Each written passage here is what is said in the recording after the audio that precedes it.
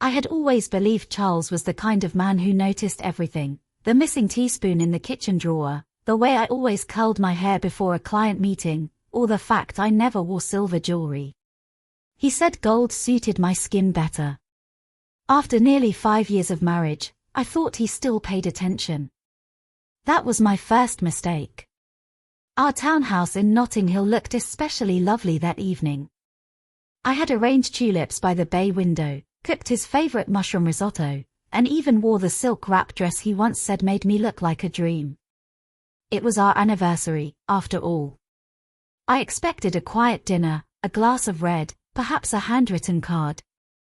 Instead, he handed me a small velvet box, with an odd glint in his eyes. I opened it slowly. Inside was a silver necklace with a delicate heart-shaped pendant. Not my style. Not even close. My fingers froze, and I glanced up, confused. He smiled, that same curated smile he used in corporate meetings. Cold. Practiced. "Do you like it?" he asked. Saw it and thought of you. It wasn't the necklace. It was what it meant. Silver. A heart. Something teenage girls might wear. Something he'd never choose for me, not unless he wasn't choosing for me. Still, I nodded. It's sweet.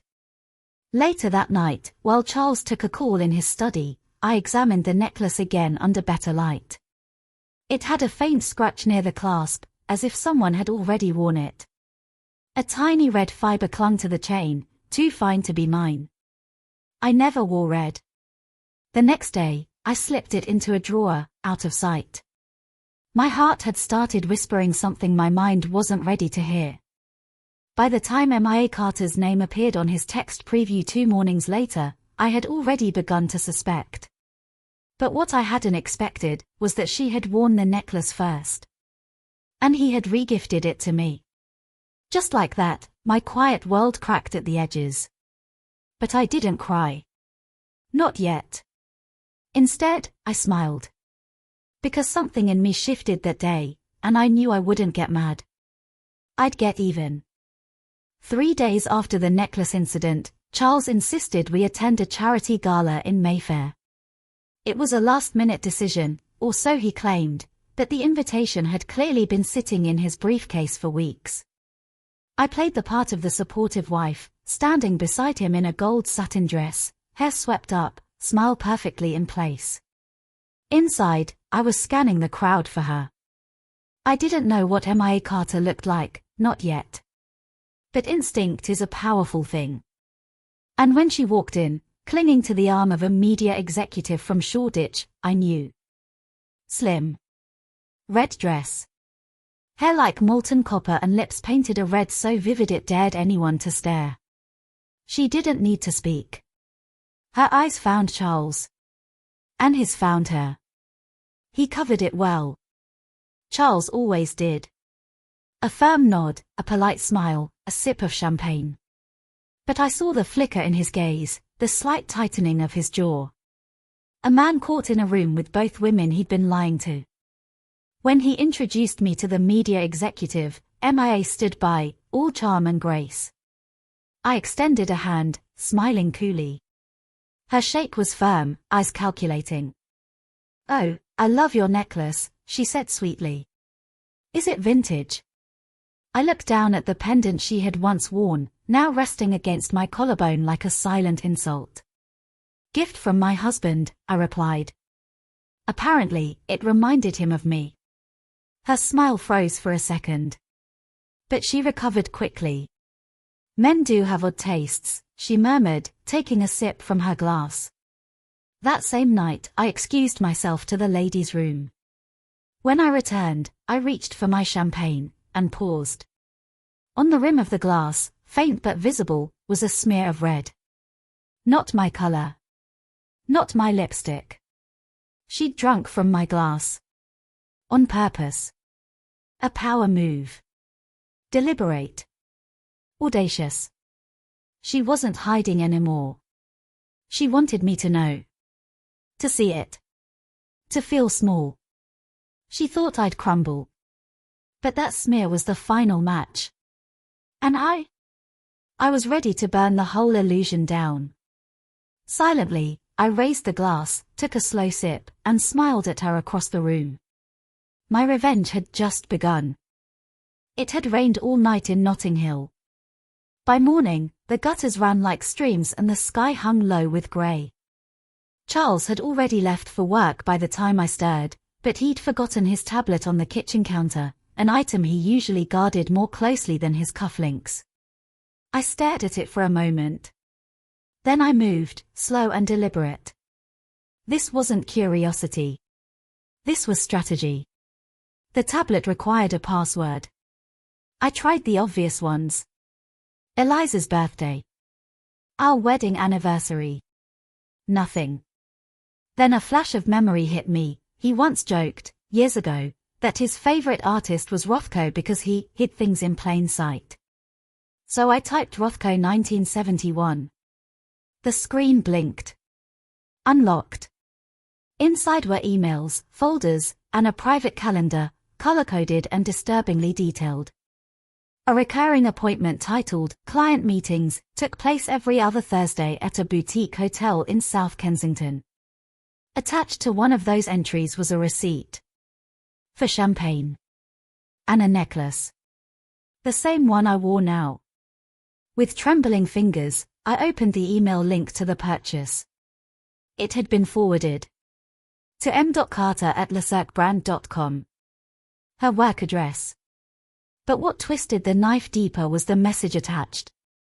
5 simple words. Hope this matches your eyes. I stared at the screen, the room suddenly colder than before. Not from heartbreak, but calculation. MIA hadn't stolen my husband. He had offered himself, wrapped in silk and gold. And now, he was mine to break. I copied the calendar.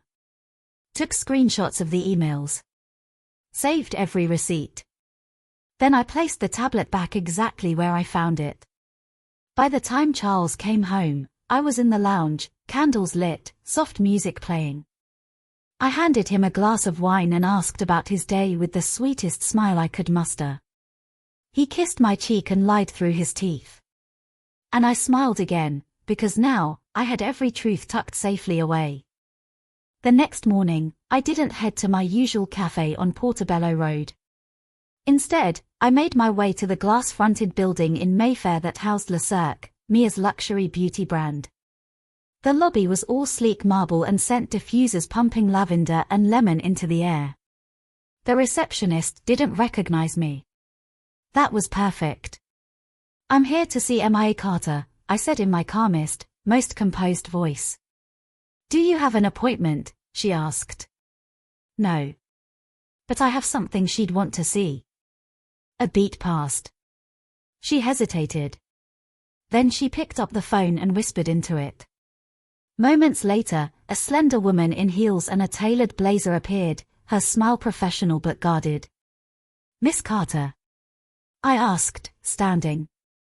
Yes. I handed her a slim envelope. You might want to read this in private. Then I turned and left without another word. Inside the envelope were printed screenshots of every email, every receipt, every detail Charles had foolishly left behind. Alongside them, I'd slipped a photograph, one taken at our wedding. Charles and me in a gentle embrace, pure joy on our faces. That afternoon, Charles came home early. Unusual, considering he rarely returned before 7. His face was pale. His steps, unsure. You went to see MIA, he said quietly. I looked up from my book. Did I? He sat down opposite me, eyes fixed. She called off our partnership. Said she doesn't trust someone who lies. Said I'm not the man she thought I was. I didn't say a word. He leaned forward. You don't understand, Riley. It wasn't what it looked like. I raised a hand. Stop. He did. I'm not here to argue, I said. And I'm not here to cry. I just want you to remember something. What? I stood and walked past him, my voice low and steady. "You brought this into our home. Now you can sit with it." I left him sitting on the edge of the sofa, haunted, as the rain began again outside. And still, the storm hadn't even started. The next few days were a blur. I could feel the tension thick in the air, almost suffocating. Charles, once the charming man who could win anyone over with his smile, now felt like a shadow of the man he once was. He still tried to maintain control, tried to pretend everything was fine, but I could see it in his eyes. His facade was cracking, and I didn't have to do much more to make it crumble. MIA had certainly made her move, but I wasn't done yet. There was still one more piece of the puzzle I needed to turn over, something even more damning than the emails, more incriminating than the receipts. I decided to take matters into my own hands. One afternoon, while Charles was out meeting a potential client, I made my way to his study. His personal files were scattered around, but there was one drawer that caught my eye, the one he kept locked. I knew it wouldn't be easy, but I was prepared. A few clicks, a twist of the wrist, and I had it open. Inside were documents, more business papers, some insurance forms, and then, among them, a letter. A personal letter, written in Mia's familiar, elegant handwriting. It wasn't just a simple love letter. No. It was something far worse. The words on the page made my stomach churn. The letter was addressed to Charles. It spoke of plans to expand their business partnership, only the partnership MIA had in mind was not with LeCirque. It was about something bigger. Much bigger. MIA wanted to take over everything Charles had worked for, slowly, quietly, under my nose. She was cunning, playing the long game. But Charles had never considered what would happen when she eventually wanted more. When she wanted him to give up everything to be with her. That was the kind of ambition I was dealing with. And Charles? He'd always been too blinded by his own desires to see it. I took the letter, slipped it into my bag, and went straight to my lawyer. This was my trump card, the final piece of the puzzle that would end this game once and for all. The days that followed were filled with a careful, calculated silence. Charles seemed to sense that something was amiss, but he couldn't quite put his finger on it. Every time we crossed paths, he wore that same forced smile, trying to act as if nothing had changed. I could tell, though, he was slowly unraveling, his nerves getting the better of him. He had no idea that I was a step ahead. MIA, on the other hand, was playing her part well, acting the part of the doting girlfriend when in reality, she was scheming. I could feel her presence at every gathering, at every event. She wasn't just a lover anymore, she had begun to weave herself into our lives in a much more dangerous way. I had no choice but to stay one step ahead of her too. The stakes were higher than ever, and I wasn't going to let her win. The letter had been a game changer, but it wasn't enough. I needed to expose her, to strip away every last bit of her power before she could turn things completely in her favor. I needed something more concrete, something that would prove to Charles, once and for all, just how deep Mia's betrayal ran. It was then that I remembered something I hadn't thought about in years, Charles' old safe. The one that sat locked away in his study, hidden behind layers of security. Over the years, Charles had trusted me with everything, except for that safe. The key was always on a chain around his neck, and he was adamant about keeping the combination to himself. I had never asked to see it, always respecting his privacy, but now, in this moment, it became the key to ending this madness. I knew Charles had been increasingly stressed over the past few weeks, often staying late at the office and avoiding conversations about anything personal. But there were still moments when he was distracted, when his guard was down. One of those moments came a few days ago, when he left his office for a meeting with a potential investor. I'd been quietly observing him, noting his every move, until I saw it, the chain he wore around his neck. The key. It was carelessly placed on the desk while he spoke on the phone. I didn't hesitate. I grabbed the key and slipped it into my pocket. This was the moment I had been waiting for. Charles, unaware of the storm brewing, would soon face the consequences of his actions. That evening, after he had gone to bed, I crept into his study once more, the key heavy in my hand. I approached the safe, my heart racing with anticipation. The click of the lock sounded almost too loud in the stillness of the house. I held my breath as I opened the door, revealing what lay inside. There were business documents, stacks of papers neatly filed away, but none of it mattered to me. What mattered was the envelope I found tucked in the back, hidden beneath a pile of receipts. I pulled it out, my hands shaking as I opened it. Inside was a contract, a business contract between Charles and MIA. A contract that detailed plans to sell off parts of his company, to funnel funds into a new venture that, on paper, seemed like a promising expansion. But I knew better. The details were specific, outlining Mia's increasing involvement, her financial stake, and most shockingly, her desire for full control once Charles had handed over the reins. It was a plan to strip him of everything. To leave him with nothing but the scraps of what he once owned. I folded the contract carefully and placed it back in the envelope. This was my weapon. This was the evidence I needed to end this once and for all. But I wasn't done yet. The next step was simple. I had already made arrangements to meet with a journalist, a well-known figure in the business world who owed me a favor.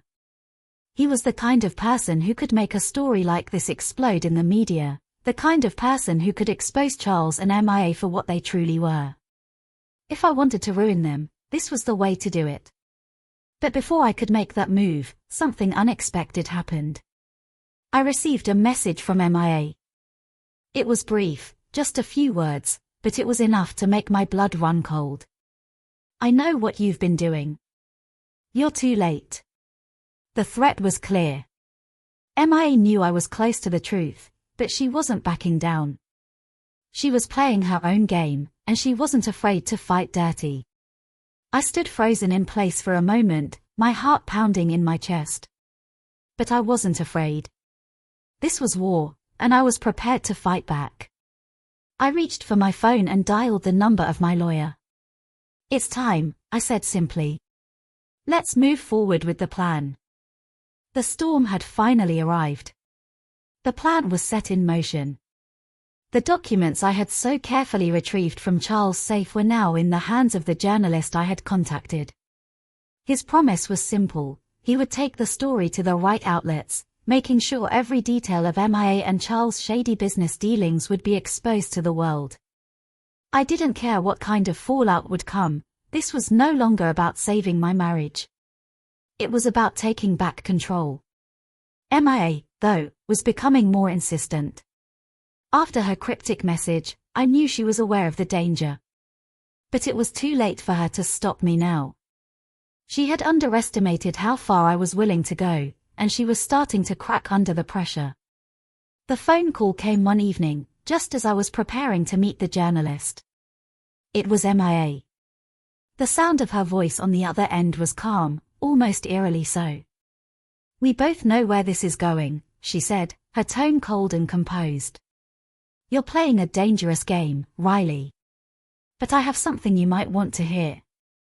I felt a pang of unease, but I masked it with a composed voice. "Go on," I replied, my fingers gripping the edge of my desk. "You don't know everything," MIA continued. "You don't know what's really going on with Charles, and you certainly don't know about the leverage I have over him. He's not as innocent as you think." I could feel my pulse quicken. What was she talking about? What was this new piece of the puzzle? "MIA, don't pretend you know anything about what I'm capable of. I'm not scared of you." She laughed softly. "Oh, I'm sure you're not. But you should be. Because when the truth comes out, when everything falls apart, you'll realize just how far Charles is willing to go to protect himself." I clenched my jaw, trying to keep my composure. "You've already lost, MIA. You're playing a game you can't win." But MIA wasn't finished. "I'll be in touch soon," she said, before hanging up. I stood frozen for a moment, the phone still pressed to my ear. Something about her words didn't sit right with me. There was a deeper layer to all of this, something I hadn't yet uncovered. But I couldn't dwell on it. Not now. The story was already out there, and I had to trust that the journalist would do his part. But I wasn't naive enough to think that everything would go smoothly. MIA was dangerous, and Charles, for all his faults, was still someone I had loved once. I had to keep my guard up. As the evening wore on, I could feel the tension building. Every sound in the house seemed amplified. The creak of the floorboards, the hum of the refrigerator, the ticking of the clock on the wall. I was on edge. I had already made up my mind to go through with it, no turning back.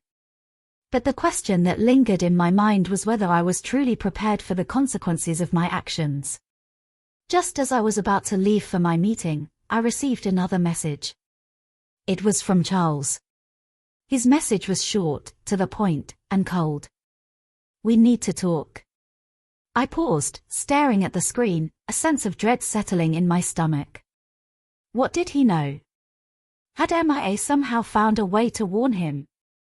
I knew I couldn't ignore it. I had to face him, to hear what he had to say. This wasn't just about me anymore, it was about everything that had led to this moment. I quickly composed myself and texted him back. I'll be home in an hour.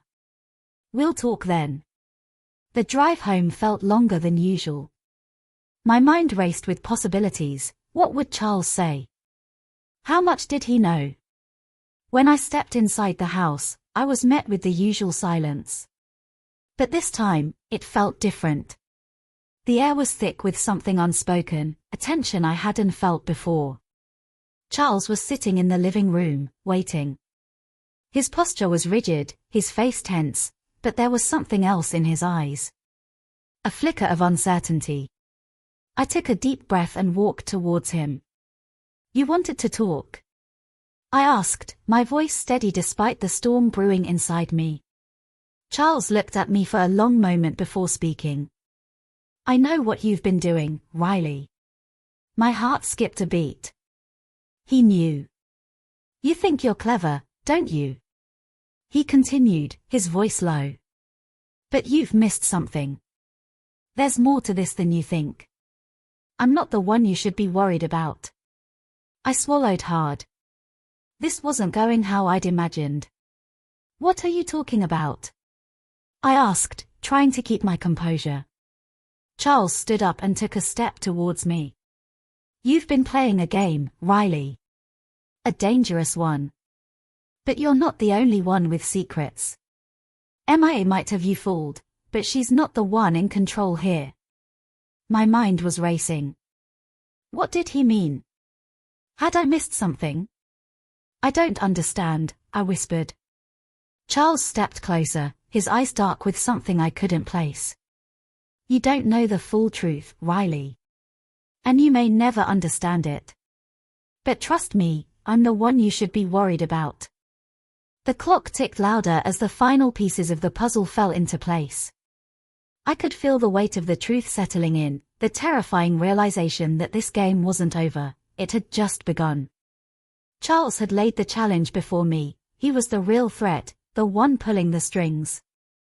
But could I trust his words, or was it another tactic to manipulate me? I didn't have time to waste on doubt. The journalist had already agreed to meet, and the story was going to break, whether Charles liked it or not. I didn't even bother to change my clothes as I drove to the meeting place. The nerves were there, but they were buried beneath a cold resolve. MIA and Charles had underestimated me. They thought they could control the narrative, but this time, the story was mine to tell. And nothing was going to stop me. The journalist's office was in a nondescript building on a quiet street in East London, tucked away behind a small cafe. As I entered, the scent of coffee mingled with the hum of low conversation. It was an ordinary scene, yet it felt like a battlefield to me. The walls seemed to close in as I took a seat across from James, the journalist I had been working with. He studied me for a moment, his eyes scanning my face as if trying to gauge my sincerity. After a long pause, he spoke. I've got everything. The information you provided is enough to shake the foundation of their empire, but, he hesitated, choosing his next words carefully. You need to be sure about this. Once we publish, there's no going back. I nodded, my grip tightening around the edge of the table. I know what I'm doing, I said, my voice steady. This is the only way to make them pay. James leaned forward, his eyes narrowing slightly. I've dug deeper than I originally intended. There are some things here, things about MIA and Charles, that might surprise you. Things you might not want to know. I felt a chill spread through me. Was there more? More than I already knew. I don't care, I replied firmly, my mind already made up. They've taken everything from me. It's time they faced the consequences. He seemed to consider this for a moment, then nodded. All right. We'll go ahead. But you should be prepared for the fallout. There's a lot riding on this, Riley. It could destroy everything, not just their lives, but yours as well. I took a deep breath. I'm ready. As James stood to leave, he paused and looked at me, his expression unreadable. Good luck, Riley. I hope you get what you're after. I didn't respond. I couldn't. My thoughts were already on what was coming next. The meeting was over, but it felt like the real battle was only beginning. I drove back home, the weight of the situation pressing down on me with every passing minute. Charles's warning echoed in my mind. But no matter what he had said, no matter what secrets he held, there was no turning back now. I pulled into the driveway and got out of the car, my body tense with anticipation. The house looked the same as it always did, quiet, imposing, but everything had changed. Nothing was the same anymore. Inside, the silence was suffocating. Charles was there, just as he had been when I left, but he wasn't waiting for me. He was standing by the window, his back to me. I took a deep breath and walked towards him, my heels clicking against the floor. You've made your move, haven't you? Charles said without turning around. His voice was low, almost disappointed. Just like you did, I replied, my tone cold. He slowly turned to face me, and I saw the frustration and fear in his eyes. You don't know what you've done. This isn't just about MIA. You've made an enemy of someone you don't understand. The people involved in this, well, they're not just going to let it go. I crossed my arms, staring at him. Then let them come. I'm not afraid of them. Charles let out a short laugh, but there was no humor in it. You should be. This isn't just some petty revenge game, Riley. This is something much bigger. You've unleashed a storm that you won't be able to control. I didn't flinch. I had already made my peace with whatever consequences came next. Charles had broken me once, and I would not let him break me again. He stepped forward, his face inches from mine. You've won this round, but you've lost the war. The words hung in the air like a threat, but I didn't react. I knew what I had to do. I didn't care about the war anymore. It wasn't about Charles or MIA or anyone else. It was about reclaiming my life, my dignity. And no one was going to take that from me. I stood tall, meeting his gaze with unwavering resolve. I'm not losing, Charles. I'm winning. He took a step back, his eyes flickering with something like doubt. He had underestimated me once again. But this time, I wouldn't let him off the hook. Not now, not ever. The moment stretched on, but the tension between us was palpable, thick enough to cut with a knife. And then, without another word, I turned and walked out of the room. There was no more time for talking. The game was over. But as I left, a nagging feeling tugged at my mind. Charles was right about one thing: things were about to get a lot worse before they got better. The storm I had unleashed was far from over, and I would have to face whatever came next. But in that moment, I felt a strange sense of calm. I had taken control of my life again. And no matter what happened, I wasn't backing down.